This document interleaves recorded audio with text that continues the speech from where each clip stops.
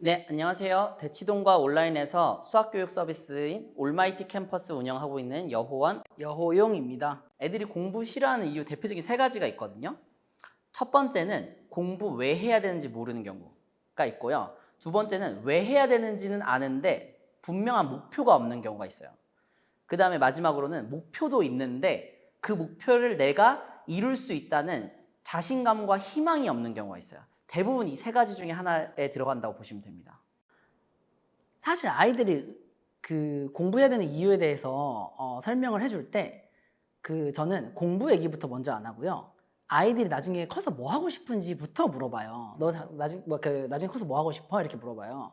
근데 그러면은 장래희망이 기본적으로 있는 경우 중에서 그 직업이 공부랑 상관이 있는 경우 같은 경우에는 얘기하기가 되게 쉽거든요. 아이들이 그냥 금방 받아들여요. 아, 내가 공부 열심히 해야 그 직업 가질 수 있겠구나 이런 생각을 하게 되는데 얘기가 조금 어려운 경우는 어떤 경우냐면은 공부랑 별로 상관없는 직업을 갖고 싶다고 생각을 하고 있거나 내지는 장래희망이 없는 경우, 이런 경우에 공부를 하는 게 내 인생에 있어서 어떤 도움이 되는 거지? 라는 생각들을 보통 하거든요. 근데 그럴 때 저는 어떤 얘기를 해주냐면은 만약에 명확하게 그냥 다른 꿈이 있고, 그러니까 공부랑 크게 상관없는 다른 꿈이 있고 그것과 관련해서 열심히 준비하고 있는 친구가 있으면은 딱 그거를 하는 데 있어서 필요한 정도로만 공부하면 된다고 얘기를 해줘요. 근데 많은 경우에 정말 뚜렷한 어떤 목표가 있거나 아니면 그걸 위한 준비를 하고 있지 않은 경우들이 되게 많거든요. 근데 그런 친구들한테는 어떻게 얘기를 해주냐면은 그 선생님도 그랬고 주위에 있는 수많은 친구들을 보면은 그 꿈이라는 게 시간이 지나면서 계속 바뀌더라. 그러면서 하고 싶은 것들이 되게 계속 달라지는데, 그랬을 때 너가 공부를 열심히 해두면은 나중에 하고 싶은 게 생겼을 때 할 수 있는 선택권이 생기는 경우들이 많다. 근데 너가 지금 공부를 열심히 해두지 않으면은 공부를 열심히 하지 않았다는 이유만으로 너가 나중에 할 수 없는 것들이 되게 많아진다. 그렇기 때문에 지금 되게 확고하게 어떤 명확한 목표가 있는 것이 아니라면은 기본적으로 공부를 해야 너가 나중에 하고 싶은 일을 할 수 있게 되고 하기 싫은 일을 하지 않을 수 있는 선택권이 생긴다. 그렇기 때문에 공부를 해야 된다라는 얘기를 해줘요. 방금 앞서 말씀드린 것처럼 공부해야 되는 이유에 대해서 얘기를 해준다고 해서 아이들이 막 열정이 불타오르거나 이런 경우들은 사실 별로 없어요. 근데 공부해야 되는 이유를 얘기해 주는 것은 막 공부에 대한 열정을 강하게 심어주기 위함이라기보다는 공부를 안 하고자 하는 변명을 없애주는 역할이라고 저는 생각하거든요. 공부 의지를 만들어주는 데 있어서 공부에 대한 이유를 얘기하는 거는 딱 그냥 변명거리를 없애주는 정도의 역할을 한다고 생각을 하고요.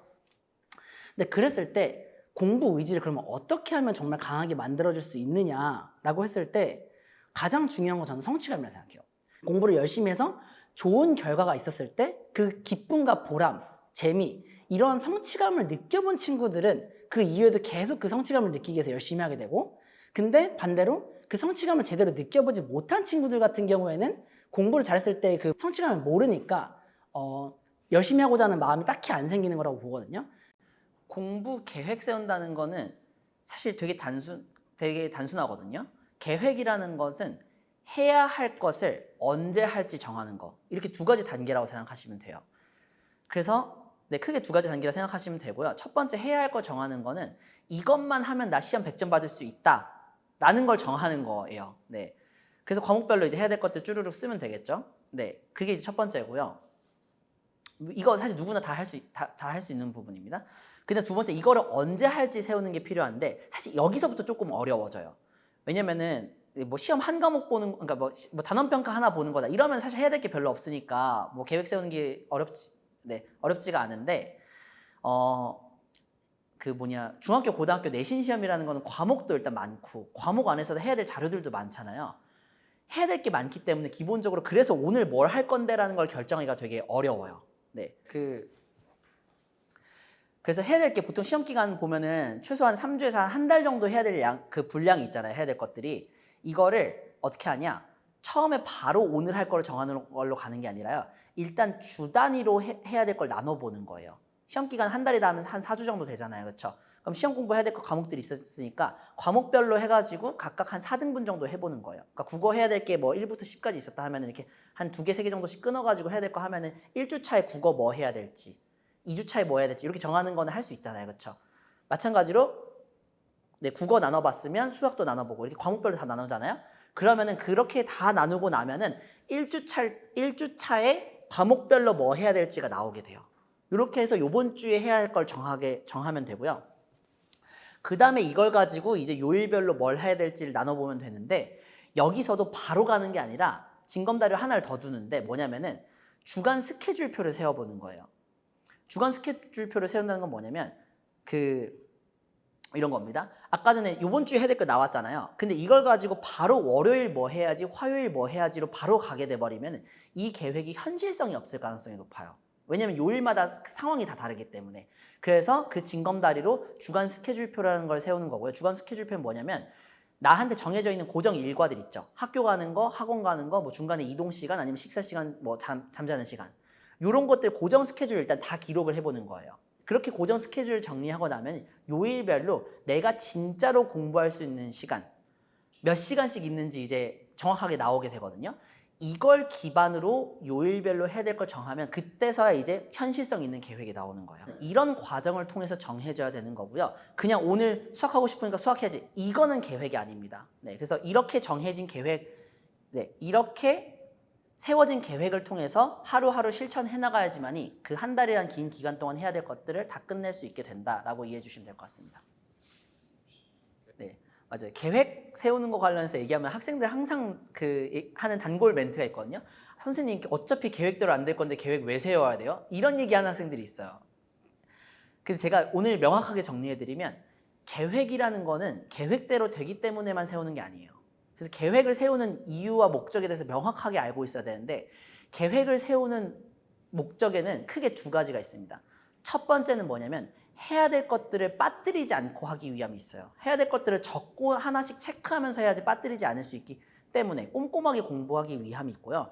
두 번째로는 계획대로 되지 않는다 하더라도 내가 어느 시점에 얼만큼 해야 잠시만요. 내가 어느 시점에 어디까지 해야 되는지에 대한 기준치를 잡아주기 위함이 있어요. 앞서 말씀드렸던 것처럼 시험 공부라는 거는 한 달이라는 되게 긴 기간 동안에 엄청나게 많은 걸 해야 되잖아요. 그런데 계획이라는 걸 세우지 않으면 내가 당장 이번 주엔 어디까지 해야지? 그래서 오늘은 어디까지 해야 되는 감이 전혀 없어요. 이런 상태로 그냥 공부하게 되다 보면 당연히 그 많은 것들을 다 못 끝낼 확률이 높아지게 되겠죠. 그렇기 때문에 계획이라는 것은 그거에 대한 기준치를 잡아주기 위해서 의미가 있는 것이고요. 그런 의미에서 계획은 계획대로 되지 않는다고 해도 세워야 되는 거다. 이렇게 오늘 명확하게 정리해드리고요. 공부를 진행해 나가다 보면은 틀어지게 돼 있어요. 틀어지게 돼 있는데 틀어지는 상황이 벌어지면은 그 시점에서 다시 계획을 세우면 돼요. 네, 그런 식으로 계획은 끊임없이 수정해 나가면서 해 나가는 거다. 이렇게 이해해 주시면 될 것 같습니다. 근데 수정도 많이 하는 것보다는 적게 할수록 좋잖아요. 계획 세우는 시간도 아낄 수 있으니까. 근데 그래서 저희도 이제 계획을 쭉 계속 세우면서 공부를 하면서 깨닫게 된 몇 가지 팁이 있거든요. 그거 가볍게 말씀드리면은, 계획을 세울 때는 누구나 다 열정에 불타게 돼요. 뭔가 내가 진짜 열심히 할 수 있을 것 같고 하루 이만큼씩은 해야지. 근데 막상 실천을 할 때는 그 마음만큼 공부를 열심히 안 하게 되는 경우도 많고, 두 번째로 생각했던 것보다 시간이 오래 걸리게 되는 경우들도 많아요. 그래서 계획이 틀어지게 되는데, 두 가지 팁 드리겠습니다. 첫 번째는 보충하는 날을 잡는 거예요. 월화수목금토 일이 있으면은 하루 정도는 그냥 계획 없는 날을 두는 거예요.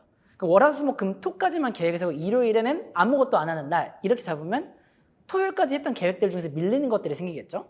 그런 것들을 일요일에 보충하면은 그 다음 주 계획에는 지장을 주지 않을 수 있는 상황이 되기 때문에 보충하는 날을 두자라는 게 첫 번째 포인트고요. 두 번째 포인트는 나의 공부 속도에 대한 메타인지를 하는 게 중요해요. 아까 전에 계획을 세웠잖아요. 내가 이만큼 세워보니까 이게 되더라. 이건 안 되더라. 나는 현실적으로 하루에 공부를 이만큼씩, 그러니까 공부는 몇 시간씩 할 수 있고 공부하는 속도는 어떻더라. 이거에 대한 계속 학습을 해야 돼요. 그러다 보면은 계획을 세울 때 무리하지 않게 계획을 세울 수 있게 된다라는 말씀 드리고 싶습니다. 첫 번째, 노력이 충분하지 않은데 노력했다고 생각하는 경우들이 있고요.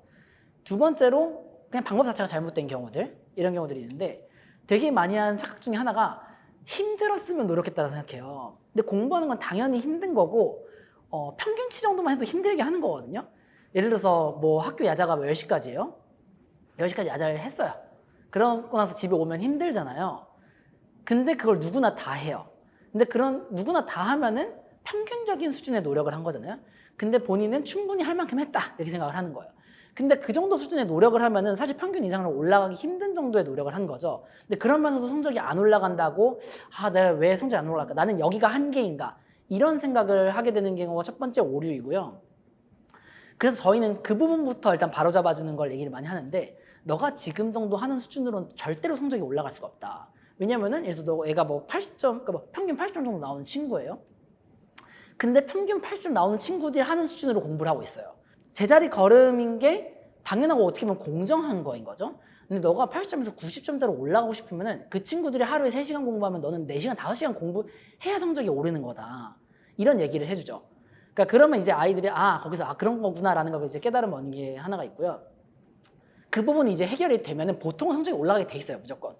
근데 시간을 분명히 늘렸음에도 불구하고 성적이 원하는 만큼 오르지 않는다라고 하면은 방법이 잘못된 경우들이 많이 있어요. 예를 들면 아까 전에 저희가 밑빠진 독에 물 붓기 방식으로 공부하는 경우들이 있다 이런 얘기 했었잖아요. 그리고 또는 수준에 맞지 않는 공부를 하는 경우들, 이런 것처럼 공부를 했을 때 효과가 나는 방식으로 공부를 해야 되는데 효과가 나지 않는 방식으로 열심히 하는 친구들이 있어요. 사실 실천이 가장 어렵잖아요, 보면은. 마음 먹는 거 누구나 할 수 있고 계획까지도 세울 수 있어요, 사실. 여기까지 누구나 할 수 있는 건데 결국에 가장 다 실패하는 거는 이걸 실천하지 못해서인 건데, 실천을 해나가는 데 있어서 저는 되게 중요한 좀 2가지 말씀드리고 싶은 거는, 첫 번째는 환경이고요. 2번째는 루틴이에요, 루틴. 이 뭐냐면은 이게 사실 연결되는 이야기이긴 한데요. 첫 번째 환경을 만드는 게 중요하다는 거는 저희가 의지 관리라는 표현을 쓰는데, 의지라는 건 그 순간 이제 딱 그게 불타오르는 마음이라고 하면은 그게 계속 이어지도록 관리하는 건 또 다른 영역이거든요. 그거는 거의 90% 이상 환경으로 결정이 돼요. 아무리 의지가 있어도 주변에 다 노는 친구들밖에 없고 계속 옆에서 친구들 놀러 가자, 공부 안 될 거잖아요, 그렇죠? 근데 아까 대치동 얘기했던 것처럼 주변에 다 공부하는 애들밖에 없어요. 그럼 공부하게 될 거잖아요, 그렇죠? 그래서 공부하기로 마음을 먹었으면 내가 공부할 수밖에 없는 환경을 의도적으로 만드는 게 필요하다. 이게 첫 번째 드리고 싶은 말씀이고요. 2번째 루틴이라는 건 뭐냐면, 루틴이라는 건 이제 반복되는 일과를 얘기하는 건데, 대표적인 게 그냥 학교 가는 거예요. 아침에 일어나면 눈 떠서 씻고 학교 가는 거. 이거 못하는 사람 아무도 없잖아요. 근데 생각해보면은 그 이른 아침에 일어나가지고 매일같이 어딘가를 간다는 건 상당히 어려운 일이거든요. 근데 그게 가능한 이유는 루틴으로 정해져 있기 때문이다 라는 거고요.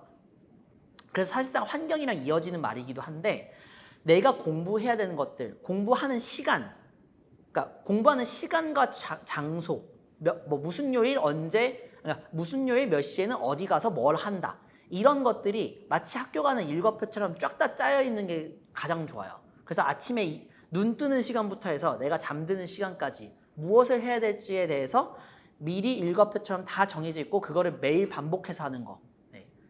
그렇게 하는 게 실제 의지를 실천으로 이어지게 만드는 가장 좋은 방법인 것 같습니다. 그리고 그 학생의 의지에 되게 결정적으로 영향을 미치는 것 중에 하나가 피드백이에요. 그게 뭐냐면은 특히 부모님의 피드백인데, 학생들이 공부를 열심히 하면 열심히 한 대로 보람이 있어야 되고, 열심히 안 하면 열심히 안 한 대로 뭔가 약간 긴장감이 생기고 이래야지 아이들이 열심히 하게 되거든요. 근데 부모님께서 만약에 피드백을 하시지 않으시잖아요. 그러니까 피드백을 하지 않으시잖아요. 그러면은 아이들이 되게 열심히 하고 숙제 다 끝냈어요. 근데 부모님께서 말이 없어요. 그러면은 뭔가 되게 보람이 떨어지겠죠? 근데 반대로 애들이 뭐 학원 숙제가 있었는데 숙제를 안 했어요. 근데도 부모님께서 말씀이 없으세요. 그럼 뭐 안 해도 되나 보네? 부모님 모르시네? 약간 이런 생각을 하면서 점점 나태해지게 돼 있어요, 애들이. 그렇기 때문에 아이들의 의지를 가지고 정말 열심히 하게 도와주시려면은 부모님께서 잘하든 못하든 피드백을 주시는 게 정말 중요하다. 그래서 아이들이 만약에 열심히 했어요. 그러면 진짜 잘했다, 수고했다, 이거 하는 거 되게 어려운 건데 칭찬해 주시고, 그러면 아이들이 학원에서 되게 뿌듯하잖아요. 그러니까 애들이 칭찬받는 거 싫어하는 애들은 없거든요. 그러면 내일이 됐을 때도 부모님이 이렇게 그리고 잘한다고 칭찬받았을 때 그걸 거스르는 행동을 하는 것도 되게 어려워요, 사실. 이거 되게 막 할 일 열심히 하는 아이네 라고 했는데 당장 바로 다음날 숙제를 안 하는 게 마음이 되게 불편하거든요. 그래서 마음이 불편해서라도, 또는 칭찬받기 위해서 열심히 하게 되고, 또 반대로 만약에 아이가 숙제를 안 했어요. 그러면은 그냥 마냥 그러니까 막 지적을 하는 피드백을 막 주셔라 이런 것보다는 너 오늘 숙제 안 했는데 무슨 일이 있었어? 그냥 이렇게라도 말씀해 주시면은 뜨끔하잖아요. 나 숙제 안 한 거 엄마가 안 해? 근데 그러면은 저 무슨 뭐 일 있었어요, 뭐 있어가지고 못했는데 뭐 내일은 열심히 할게요, 뭐 이런 얘기 하게 되잖아요. 그러면 내일 숙제를 해야 되는 상황에서 조금이라도 의식해서 하게 되고, 이런 부분이 엄청나게 큰 영향을 주게 돼 있어요. 근데 피드백을 주는 데 있어서 부모님께서 속으로 온다 생각을 하시는데 말씀을 안 하신다든지, 내지는 진짜 관심이 없어서 피드백을 안 하시는 경우들도 있거든요. 이런 부분이 되게 큰 영향을 주니까 피드백 정말 중요하다는 부분 기억하시고 실천해 주시면 좋을 것 같습니다. 그 부모님이 피드백해 주시는 거는 학생들이 이제 꾸준히 실천해 나가는 데 도움이 되는 관점이라고 하면은 학생들이 이제 스스로 피드백하는 것도 되게 중요한데, 요거는 이제 뭐 실천 관점에서 도움이 되기도 하지만은 그 효과적인 공부 방법 찾아 나가는 데 있어서 되게 중요한 부분이에요. 그래서 가장 전 추천하는 거는 두 가지로 말씀드리고 싶은데, 일단은 그냥 데일리 피드백이거든요. 학생들 요새 플래너 많이 쓰잖아요. 플래너 보면 항상 그 맨 아래 메모칸 같은 게 있어요. 그러면 하루 보내고 난 다음에 거기다가 뭐 진짜 짧게는 한두 줄 정도로 해가지고 오늘 스스로에 대한 평가를 해보는 거예요. 예를 들면 계획을 잘 지켰으면 그냥 스스로 칭찬해줘도 되고요. 근데 계획대로 안 된 경우가 많겠죠? 그러면 그냥 왜 안 됐는지에 대해서 그냥 한두 줄로 써보는 거예요. 계획을 너무 무리하게 세웠다 일 수도 있고, 아니면은 원래 오늘 하기로 한 시간에 뭐 친구랑 너무 수다 떠느라 시간을 보냈다, 아니면 핸드폰을 하느라 시간 뭐 공부 못했다, 아니면 전날 너무 늦게 잤더니 뭐 오늘 너무 많이 졸았다 라던가. 그러니까 이런 식으로 그날에 대한 평가를 한두 줄로 써보는 데일리 피드백 해보는 거 되게 도움 많이 되고요. 두 번째는 시험 끝나고 나서 시험 피드백 해보는 거예요. 이거는 안 하는 애들이 대부분인데, 시험 끝나고 나서 사실 결과가 내가 원하는 결과가 아닌 경우가 대부분이잖아요. 네. 그랬을 때 꼭 그 원인이 뭔지에 대해서 한번 스스로 돌이켜 봐야 돼요. 그래서 돌이켜 봐야 돼요. 근데 그게 좀 막연하게 들릴 수 있는데, 구체적으로 말씀드리면은 두 가지 해보면 되거든요. 첫 번째는 시험지 분석해보는 거고요. 두 번째는 내가 했던 시험 계획 점검해보는 거예요. 시험지 분석해보는 건 뭐냐면, 이미 시험 끝났으면 이거는 이제 다시는 안 나올 거잖아요. 사실 그렇기 때문에 애들이 이걸 소홀히 하거든요. 근데 그게 아니라 선생님이 시험을 내는 방식은 그대로 유지가 돼요. 그래가지고 선생님이 시험을 어떻게 내는지를 파악해보는 게 되게 중요해요. 뭐 그 시험 기간 동안 공부했던 자료들 있죠. 학교에 쓰는 뭐 교과서든 선생님이 준 프린트나 부교재 같은 것들 펼쳐놓은 다음에 어디서 시험이 나왔는지를 이렇게 매칭시켜 보는 거예요. 그리고 요 내용이 이런 식으로 선생님이 문제를 내네, 요거를 한 번만 해봐도 시험 준비를 어떻게 해야 되는지에 대한 감이 생겨요. 이거를 하느냐 안 하느냐는 그 나머지 그 앞으로의 시험 기간에 공부하는 데 있어서 엄청난 효율 차이가 생기게 되거든요. 그래서 시험지 분석해보라는 얘기가 있고요. 두 번째는 뭐냐면, 이 시험지 분석을 하고 나면 내가 어떻게 공부해야 되겠구나라는 감이 생긴다 그랬잖아요. 그 감에 비춰서 내가 이전에 했던 거를 둘이 비교를 해보는 거예요. 그랬을 때 마치 이런 거죠. 이제 내가 어떻게 해야 될지 알았는데 내가 실제로 했던 거랑 비교를 해보면서 내가 이렇게 했었어야 됐는데 이걸 안 해가지고 내가 이런 결과가 나왔구나 라는 걸 명확히 인지해보는 거예요. 그걸 해보고 나면은 이제 앞으로 다음 시험 기간 때는 내가 그럼 이런 것들은 이렇게 수정해가지고 해야겠다라는 게 명확하게 나오게 되는 거죠. 그래서 이렇게 두 가지 피드백 말씀드릴 수 있을 것 같습니다.